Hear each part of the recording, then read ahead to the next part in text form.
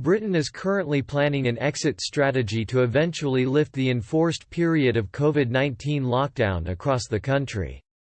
However, First Minister Nicola Sturgeon has said she is investigating separate exit strategy for Scotland. Is she wrong to do so?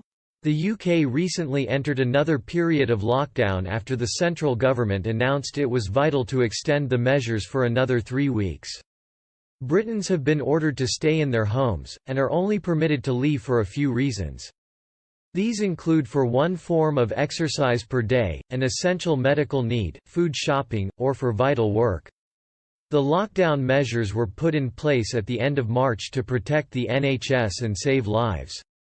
However, as the weeks drag on, the government has been under increased pressure to reveal its exit strategy from the lockdown.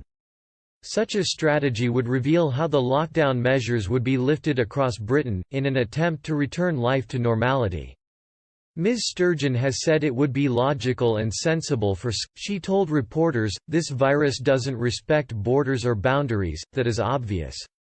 That is why the Scottish Government has been working so carefully and collaboratively and closely to align our thinking and decision with the Welsh, UK and Northern Irish governments.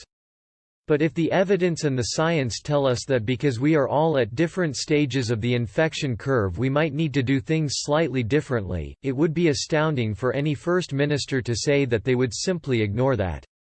The First Minister's comments followed a statement by the Scottish Secretary, Alistair Jack, who warned against discussion of any coronavirus lockdown exit strategy.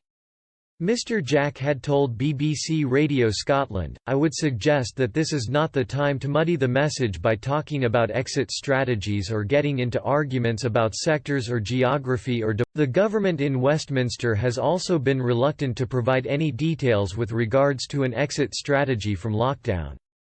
Government ministers have said it is too early to consider lifting a lockdown, and that exit strategy measures would be discussed in due course." Ms. Sturgeon, however, has seemingly adopted a different approach, vowing to be totally transparent with the Scottish people. Speaking at her daily briefing, she said, "The challenge we face is to find a balance that allows us to suppress and control the virus and minimise absolutely the damage it can do, while also allowing life to go on, if not completely as normal, then at least in as normal a way as is possible.